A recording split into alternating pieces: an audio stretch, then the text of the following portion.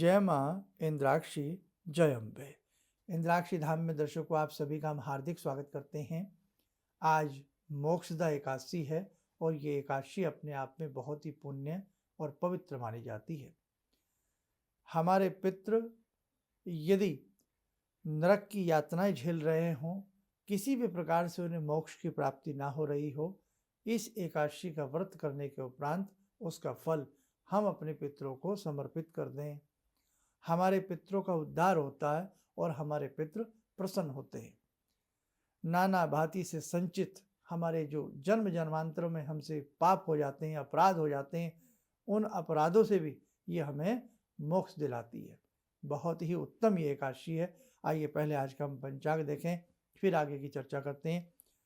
11 दिसंबर सन 2024 दिन बुधवार, संवत 2081, माघ शीर्ष का महीना, शुक्ल पक्ष, तिथि मोक्षदा एकादशी, नक्षत्र रेवती, राहु काल 12 से 1:30, दिशा शूल उत्तर पूर्व दिशा। भगवान श्री कृष्ण ने, योगी राज ने इस एकादशी के बारे में क्या कहा है, थोड़ा सा आप वो भी स्मरण करें। भगवान श्री कृष्ण कहते हैं, समस्त पापों का विनाश करने वाली, समस्त पापों को दूर करने वाली मोक्षदा एकादशी का व्रत रखना बहुत ही उत्तम माना जाता है। अर्थात इस व्रत को सभी ग्रस्त साधकों को रखना चाहिए। राजन से कह रहे हैं, राजन उस दिन यत्न पूर्वक तुलसी की मंजरी तथा धूप दीप आदि से भगवान दामोदर का पूजन करना चाहिए। मोक्षदा एकादशी बड़े बड़े पातकों का विनाश करने वाली है। मोक्षदा एकादशी की रात्रि में मेरी प्रसन्नता के लिए नृत्य, गीत और स्तुति के साथ जागरण करना चाहिए। जिसके पितर पापवश नीच योनि में पड़े हों, वे इसका पुण्य उन्हें प्रदान करें, पितरों को प्रदान करें। ऐसा करने से पितरों को मोक्ष की प्राप्ति होती है, इसमें तनिक भी संदेह नहीं है। ऐसा भगवान श्री कृष्ण योगी राज का कथन है। इसीलिए ये एकादशी अपने आप में बहुत ही अच्छी है। राजन ने भी प्रभु के कहने पर इस एकादशी का व्रत किया और उनके पितरों का उद्धार हुआ। आज इस एकादशी में जितना भी आपसे हो सके चलते फिरते उठते बैठते ओम क्लीम कृष्णाय नमः, ओम क्लीम कृष्णाय नमः इस मंत्र का जप करते रहना। कृष्णाय वासुदेवाय हरे परमात्मने प्रणत क्लेश नाशाय गोविंदाय नमो नमः इस मंत्र का जप करते रहना। और साथ ही जहाँ आपको कहीं पक्षी दिखाई दें उनकी सेवा करना, पशुओं की सेवा करना, गौशाला में जाकर के गौ माता को गुड़ आदि खिलाना और उनकी सेवा करने से भी उत्तम फल की प्राप्ति मिलती है। संध्या के समय भगवान श्री विष्णु का विशेष पूजन करना, पंचोपचार पूजन करना, षोडशोपचार पूजन करना और साथ ही विष्णु सहस्त्र नाम का पाठ करना, विष्णु जी के 108 नाम पढ़ना, गजेंद्र मोक्ष पढ़ना आज के दिन उत्तम श्रेष्ठ माना जाता है। और ओम क्लीम कृष्णाय नमः, ओम क्लीम कृष्णाय नमः, ओम क्लीम कृष्णाय नमः इस मंत्र को उठते बैठते जगते सोते बेटा पढ़ते रहना। आज की रात्रि बहुत कीमती रात्रि है, इसीलिए योगीराज भगवान श्री कृष्ण का स्मरण करते हुए श्रीमन नारायण श्रीमन नारायण, विष्णु जी का स्मरण करते हुए श्रीमन नारायण श्रीमन नारायण श्रीमन नारायण जपते रहना। ठीक है, तो बहुत ही उत्तम आज की एकादशी है। नाम ही है मोक्षदा, मोक्ष दिलाने वाली। और हम में से शायद ही ऐसा कोई हो जिसने किसी प्रकार का कोई पाप ना किया हो। कहीं ना कहीं हमसे जाने अनजाने में कुछ ना कुछ पाप होते ही रहते हैं। गाड़ी चला रहे हैं, कोई चींटी कीट पतंग भी गाड़ी के नीचे आ जाते हैं, वो भी अपराध है। भले ही हमें पता नहीं है, लेकिन अपराध तो हमसे हो रहा है। कई बार हम किसी की कोई बुराई कर देते हैं, वो भी हमसे अपराध हो रहा है। कई बार किसी ऐसा व्यक्ति के ऊपर हमारे आंखों के सामने उस पर कोई सितम ढा रहे होते हैं। कई बार पशुओं की कोई बेदर्दी से पिटाई कर रहे होते हैं।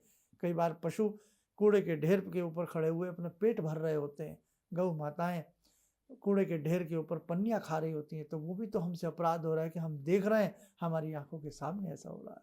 कई बार लोग कुत्ते पालते हैं, उन पर जुल्म करते हैं, मुझे कहना नहीं चाहिए, और हम देख रहे हैं, तो वो भी तो हमसे अपराध हो रहा है।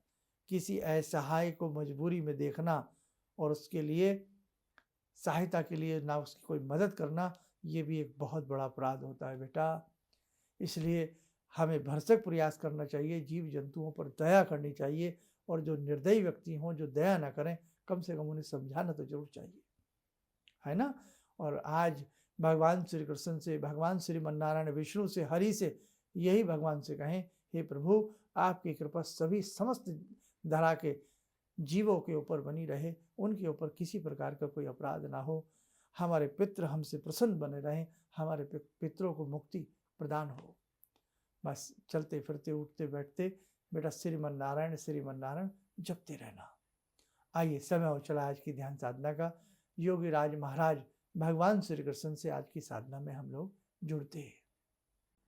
ॐ करारविन्दे न पदारविन्दं मुखारविन्दे विनिवेशयन्तं वटस्य पत्रस्य पुटे शयनं बालामुकुन्दं मनसा स्मरामि बालामुकुन्दं मनसा स्मरामि कस्तूरीतिलकं ललाटपटले वक्षस्थले कौस्तुभं नासाग्रे वरमौक्तिकं करतले वेणुकरे कङ्कणं सर्वाङ्गे हरिचन्दनं सुललितं कण्ठे च मुक्तावले गोपास्ति परिवेष्टितो विजयते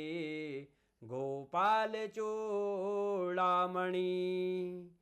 शान्ताकारं भुजगशयनं पद्मनाभं सुरेशं विश्वाधारं गगनसदृशं मेघवर्णं शुभांगं लक्ष्मीकान्तं कमलनयनं योगवृद्ध्यानगम्यं वन्दे विष्णुं भवभयहरं सर्वलोकैकनाथं।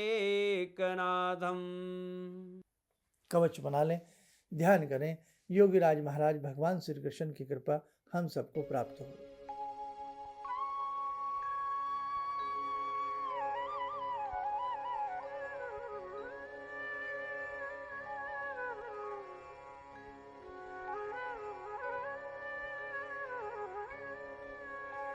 ओम बोलते हुए नेत्र खोलें, सामान्य हो जाए। देखो साधकों, बड़े बड़े अच्छे 30 त्योहार हमारे धर्म में हैं। आप इन्हें मन से करिएगा, मन से इनके मर्म को समझिएगा, आपके जीवन में परिवर्तन जरूर आएगा, आपको भी मोक्ष की प्राप्ति होगी। और ये कहा है भगवान श्री कृष्ण ने, जो इस प्रकार की एकादशी में विशेष प्रकार से व्रत आदि रखते हैं, नियमों का पालन करते हैं, अंत समय में उन्हें वैकुंठ की प्राप्ति होती है और मोक्ष की प्राप्ति होती है। चलिए आप सब लोग स्वस्थ रहें, सुखी रहें। इन्हीं शुभकामनाओं के साथ हम अपनी वाणी को विराम देते हैं। जय जय अम्बे।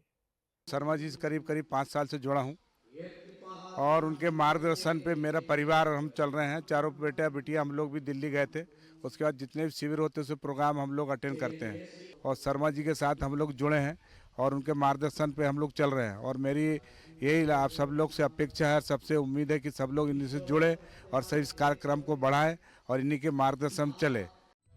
किसी भी समस्या के समाधान के लिए मिले प्रसिद्ध हस्तरेखा एवं वास्तु विशेषज्ञ प्रोफेसर धर्मेंद्र शर्मा जी से।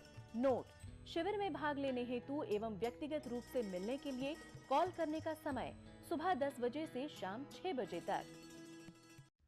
हमारे विभिन्न ज्ञानवर्धक कार्यक्रम देखने के लिए आप हमें अभी सब्सक्राइब करें, बेल आइकन को प्रेस करें ताकि आप देख सकें हमारा कार्यक्रम सबसे पहले। और अधिक जानकारी के लिए फेसबुक पेज को लाइक करना न भूलें।